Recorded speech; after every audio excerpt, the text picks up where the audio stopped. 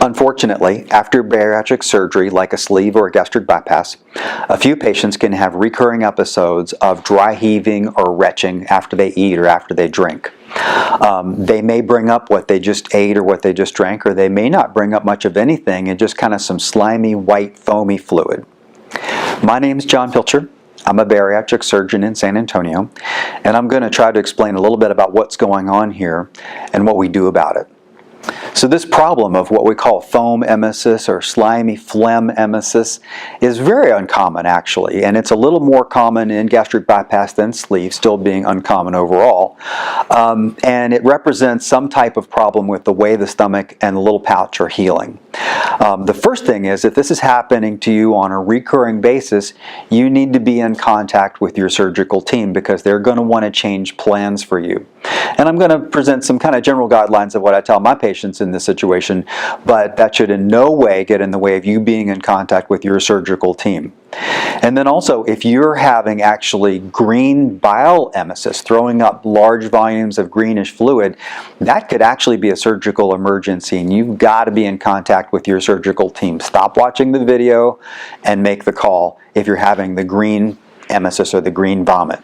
Okay, now, for those of you who are still with me, what's going on here? Well, first of all, you're not crazy. This can be kind of a weird seeming thing because you swallow, let's say, a little bit of food and you're maybe 2 weeks out from surgery and it's some eggs, and last week they were fine, but now it's a problem, and you have a little bit of egg and you feel terrible and it's pressure and pain and nausea, and then you're heaving and the eggs don't come back up, but just the slimy stuff. And what it is this slimy fluid is a sign of irritation in your little stomach pouch. And for a moment, just think about if you get a little thing in your eye will make lots of tears to try to clear out that irritant, right? And so if your little stomach pouch is not healing correctly, and if it has some irritant, which is either the food or the fluid, then the little stomach and the esophagus, and actually all the way up into the nasal passages, has the same ability to make excess fluid, like the tears, to sort of try to flush this out. But unlike the tears, which are very kind of thin water with just a little bit of electrolytes in them, the fluid that's made by the stomach and the esophagus is more mucusy, more like snot actually.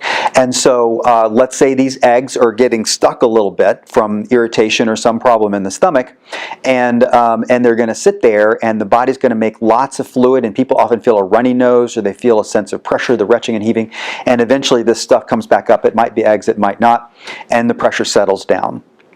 So this may represent just a kind of a mild healing abnormality, or it might represent an actual blockage or a more serious problem, and that's why, once again, you need to be in touch with your surgical team.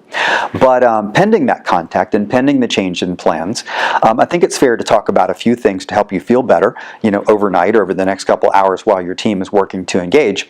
And the first thing I would say is stop trying to eat food in that moment. And food matters. You need nutrition, but food matters over a week-by-week and a month-by-month basis, and food is a little bit of a stress for your stomach pouch. So be gentle and be relaxed for your stomach pouch. Fall back to just fluids.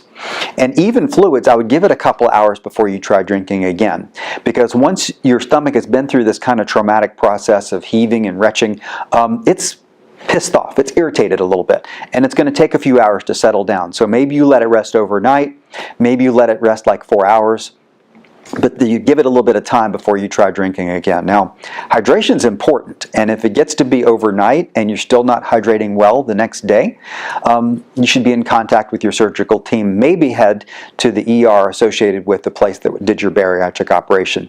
Do not let yourself become dehydrated.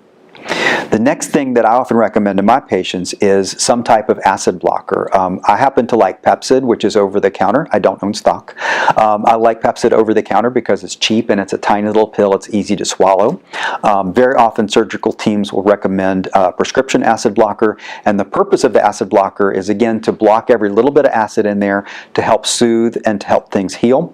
Definitely follow the advice of your surgical team on this. You may take a break on your calcium supplements. Calcium is a little bit of a load for the stomach. On the other hand, it's really important that you keep taking your multivitamins somehow, because the multivitamins are important for avoiding nausea. Let me say that again in a different way. If you miss your multivitamins and you become deficient in some of the vitamins, that can cause nausea, so it can be a self-replicating thing. If there's any question about whether you're tolerating your multivitamin, get into contact with your surgical team so they can make a plan. Now, your surgical team is going to consider several other things. There may be a place for doing some studies or some backup plans. Backup plans might include arranging for you to get IV fluids. That might be done at a facility. It might actually be done at your home. The IVs can be used to give you vitamins if this turns into more of a prolonged issue. There might be a place for doing some testing, perhaps an endoscopy with the scope, or perhaps an X-ray swallowing test called an upper GI, or perhaps a CAT scan. Those would be commonly organized tests. Okay, so bottom line. This white foam emesis is a sign of irritation coming from a variety of potential causes, which I did not discuss and I'm not going to go into. And the immediate way to try to adapt to this is to give your little stomach pouch a break and to try to let it relax. But it's very important for you to be in touch with your surgical team, because recurring episodes of this kind of white foamy emesis are not expected, and they indicate that something is not on track. Okay? Oh yeah, one more thing. You will get better. Having this happen to you does not mean that you've wrecked your life or wrecked your body or wrecked your stomach. And depending on the exact circumstances in your case, this may get better in a day, a week, a month. I'm not sure, because obviously I don't know your circumstances, but it will get better. You stick with your team and follow their instructions. Okay? Stay well.